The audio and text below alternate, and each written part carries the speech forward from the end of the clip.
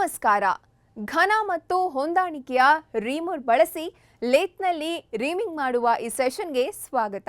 ನಾವು ಸೆಷನ್ ಅನ್ನು ಪ್ರಾರಂಭಿಸೋಣ. ಈಗ ಈ ಅಧಿವೇಶನದ ಉದ್ದೇಶಗಳನ್ನು ನೋಡೋಣ. ಈ ಅಧಿವೇಶನದ ಕೊನೆಯಲ್ಲಿ ನೀವು ಹೀಗೆ ಮಾಡಬಹುದು. ರೀಮಿಂಗ್ ಆಗಿ ಬತ್ತಿಯನ್ನು ಬಿಟ್ಟು ಗಾತ್ರಕ್ಕೆ ರಂಧ್ರವನ್ನು ಕೊರೆಯುವುದು. ಹ್ಯಾಂಡ್ ರೀಮರ್ನೊಂದಿಗೆ ರಂಧ್ರದ ಮೂಲಕ ರೀಮ್ ಮಾಡುವುದು. ಪ್ಲಗ್ ಗೇಜ್ ಅನ್ನು ಬಳಸಿಕೊಂಡು ರೀಮ್ ರಂಧ್ರವನ್ನು ಪರಿಶೀಲಿಸುವುದು. ಸರಿಹೊಂದಿಸಬಹುದಾದ ರೀಮರ್ ಅನ್ನು ಬಳಸಿಕೊಂಡು 0.1 mm ವ್ಯಾಸದ ಮೂಲಕ ರೀಮ್ ರಂಧ್ರವನ್ನು ಹಿಗ್ಗಿಸುವುದು. ಅಗತ್ಯವಿರುವ ಉಪಕರಣಗಳು: outside callipers, steel rule,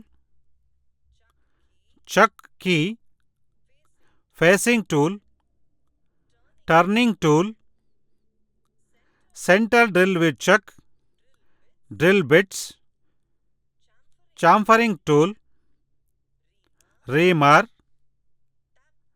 tap wrench, plug gauge, adjustable ರೀಮರ್.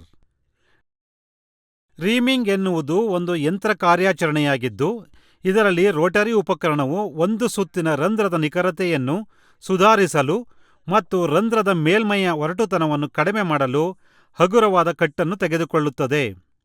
ರೀಮರ್ ಎನ್ನುವುದು ಮಲ್ಟಿಪಾಯಿಂಟ್ ಕತ್ತರಿಸುವ ಸಾಧನವಾಗಿದ್ದು, ಹಿಂದೆ ಕೊರೆಯಲಾದ ರಂಧ್ರಗಳನ್ನು ನಿಖರವಾದ ಗಾತ್ರಗಳಿಗೆ ಮುಗಿಸಲು ಬಳಸಲಾಗುತ್ತದೆ. ರೀಮರ್ಗಳನ್ನು ಹ್ಯಾಂಡ್ ರೀಮರ್ಗಳು ಮತ್ತು ಮೆಷಿನ್ ರೀಮರ್ಗಳು ಎಂದು ವರ್ಗೀಕರಿಸಲಾಗಿದೆ. ಹ್ಯಾಂಡ್ ರೀಮಿಂಗ್ ಅನ್ನು ಕೈಯಾರೆ ಮಾಡಲಾಗುತ್ತದೆ. ಇದಕ್ಕಾಗಿ ಉತ್ತಮ ಕೌಶಲ್ಯ ಬೇಕಾಗುತ್ತದೆ. ಮೆಷಿನ್ ರೀಮರ್ಗಳನ್ನು ಯಂತ್ರೋಪಕರಣಗಳ ಸ್ಪಿಂಡಲ್ಗಳ ಮೇಲೆ ಅಳವಡಿಸಲಾಗುತ್ತದೆ ಮತ್ತು ರೀಮಿಂಗ್ ಆಗಿ ತಿರುಗಿಸಲಾಗುತ್ತದೆ. ರೀಮರ್ನ ಗಾತ್ರವನ್ನು ನಿರ್ಧರಿಸಲು the drill size is equal to reamer size minus under size plus over size. Reamer size is the required finished hole size. Example: drill size is equal to 16 mm minus 0.2 mm plus 0.05 mm. Drill size is equal to 15.75 mm. ಈಗ ನಾವು reaming ಕಾರ್ಯಾಚರಣೆಯ ಅನುಕ್ರಮವನ್ನು ಕಲಿಯೋಣ. Outside ಕ್ಯಾಲಿಪರ್ಸ್ಗಳು ಮತ್ತು steel rule ಅನ್ನು ಬಳಸಿಕೊಂಡು work ಪೀಸ್ನ ಗಾತ್ರವನ್ನು ಪರಿಶೀಲಿಸಿ. ಚೆಕ್ನ ಹೊರಗೆ ಸುಮಾರು 25 mm ಇರುವಂತೆ 3-ಜಾ ಚೆಕ್ನಲ್ಲಿ ಕೆಲಸವನ್ನು ಹಿಡಿದುಕೊಳ್ಳಿ. ವರ್ಕ್ ಪೀಸ್ನ ಒಂದು ತುದಿಯಲ್ಲಿ ಫೇಸಿಂಗ್ ಕಾರ್ಯಾಚರಣೆಯನ್ನು ನಿರ್ವಹಿಸಿ. 30 mm ವ್ಯಾಸವನ್ನು ಗರಿಷ್ಠ ಉದ್ದಕ್ಕೆ ಪಡೆಯಲು ತಿರುಗಿಸುವ ಕಾರ್ಯಾಚರಣೆಯನ್ನು ನಿರ್ವಹಿಸಿ. ಕೆಲಸವನ್ನು ರಿವರ್ಸ್ ಮಾಡಿ ಮತ್ತು ಅದನ್ನು ಮರುಪರಿಶೀಲಿಸಿ.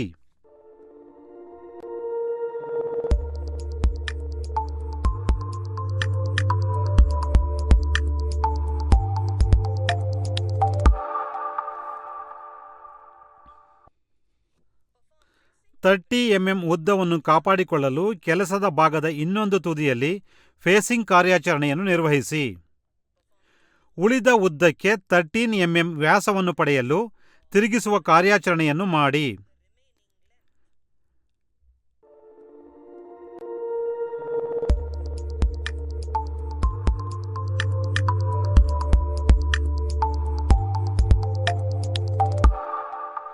ಟೈಲ್ ಸ್ಟಾಕ್ ಬ್ಯಾರೆಲ್ಗೆ ಅಳವಡಿಸಲಾಗಿರುವ ಡ್ರಿಲ್ ಚೆಕ್ನಲ್ಲಿ ಸೆಂಟ್ರಲ್ ಡ್ರಿಲ್ ಅನ್ನು ಹಿಡಿದುಕೊಳ್ಳಿ ಮತ್ತು ಕೆಲಸವನ್ನು ಕೇಂದ್ರೀಕರಿಸಿ. 10 mm ಪೈಲೆಟ್ ರಂಧ್ರವನ್ನು ಕೊರೆಯಿರಿ.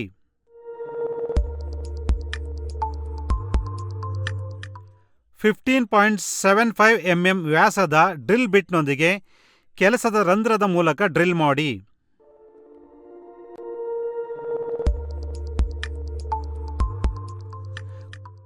ಕೊರೆಯಲಾದ ರಂಧ್ರವನ್ನು 1x45 ಡಿಗ್ರಿ ಚೇಂಫರ್ ಮಾಡಿ.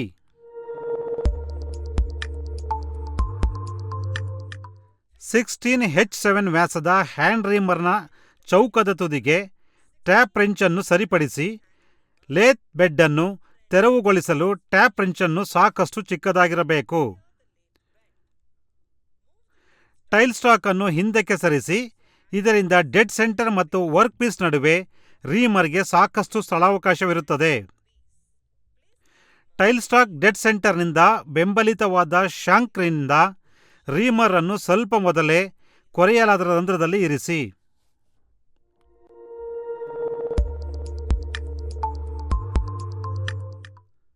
ಸಾಕಷ್ಟು ಶೀತಕವನ್ನು ಬಳಸಿ ರಂಧ್ರವನ್ನು ರೀಮ್ ಮಾಡಿ.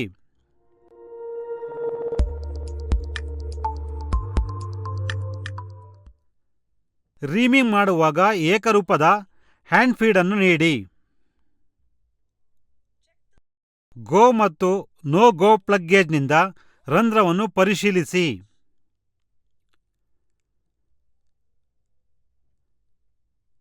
ಡಯಾಮೀಟರ್ 16.1 mm ಗಾತ್ರಕ್ಕೆ ಸರಿಹೊಂದಿಸಬಹುದಾದ ರೀಮರ್ ಅನ್ನು ಬಳಸಿಕೊಂಡು ರಿಮ್ ರಂಧ್ರವನ್ನು ಹಿಗ್ಗಿಸಿ. ರೀಮಿಂಗ್ ಮಾಡುವಾಗ ತೆಗೆದುಕೊಳ್ಳಬೇಕಾದ ಮುನ್ನೆಚ್ಚರಿಕೆಗಳನ್ನು ಕಲಿಯೋಣ. ಹಿಮ್ಮುಖ ದಿಕ್ಕಿನಲ್ಲಿ ತಿರುಗಬೇಡಿ, ಇದು ರಿಮ್ ರಂಧ್ರವನ್ನು ಸ್ಕ್ರ್ಯಾಚ್ ಮಾಡುತ್ತದೆ. ಕೊಳಲುಗಳಿಂದ ಚಿಪ್ಸ್ ಅನ್ನು ತೆರವುಗೊಳಿಸಲು ಪ್ರದಕ್ಷಿಣಾಕಾರವಾಗಿ ತಿರುಗಿಸುವ ಮೂಲಕ ಸಾಂದರ್ಭಿಕವಾಗಿ ರೀಮರ್ ಅನ್ನು ತೆಗೆದುಹಾಕಿ. ವಿದ್ಯುತ್ ಚಾಲನೆಯಲ್ಲಿರುವ ಹ್ಯಾಂಡ್ ರೀಮರ್ ಅನ್ನು ಎಂದಿಗೂ ಬಳಸಬೇಡಿ.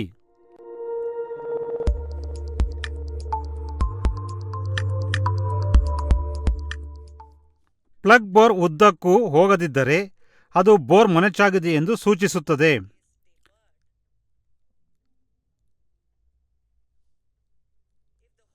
ರಂಧ್ರವು ಮಿತಿಯಲ್ಲಿದ್ದರೆ ಗೇಜ್ ಸುಲಭವಾಗಿ ಪ್ರವೇಶಿಸುತ್ತದೆ. ಚೇಂಫರ್ಡ್ ಉದ್ದದ ಆಚೆಗಿನ ರಂಧ್ರದೊಳಗೆ ನೋ ಗೋ ಗೇಜ್ನ ಪ್ರವೇಶವು ಗಾತ್ರದ ರಂಧ್ರದ ಬೆಲ್ ಬಾಯಿಯ ಅಥವಾ ಮೊನಚಾದ ರಂಧ್ರವನ್ನು ಸೂಚಿಸುತ್ತದೆ. ರೀಕ್ಯಾಪ್ ಮಾಡಲು ನಾವು ಕಲಿತಿದ್ದೇವೆ.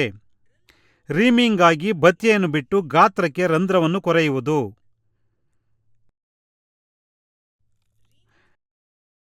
ಹ್ಯಾಂಡ್ ರೀಮರ್ನೊಂದಿಗೆ ರಂಧ್ರದ ಮೂಲಕ ರೀಮ್ ಮಾಡುವುದು, ಪ್ಲಗ್ ಗೇಜ್ ಅನ್ನು ಬಳಸಿಕೊಂಡು ರೀಮ್ ರಂಧ್ರವನ್ನು ಪರಿಶೀಲಿಸುವುದು, ಸರಿಹೊಂದಿಸಬಹುದಾದ ರೀಮರ್ ಅನ್ನು ಬಳಸಿಕೊಂಡು 0.1 mm ವ್ಯಾಸದ ಮೂಲಕ ರೀಮ್ ರಂಧ್ರವನ್ನು ಹಿಗ್ಗಿಸಿ. ಆದ್ದರಿಂದ ಘನ ಮತ್ತು ಹೊಂದಾಣಿಕೆಯ ರೀಮರ್ ಅನ್ನ ಬಳಸಿಕೊಂಡು ಲೇತ್ನಲ್ಲಿ ರೀಮಿಂಗ್ ಮಾಡುವುದರ ಬಗ್ಗೆ ಅಷ್ಟೇ.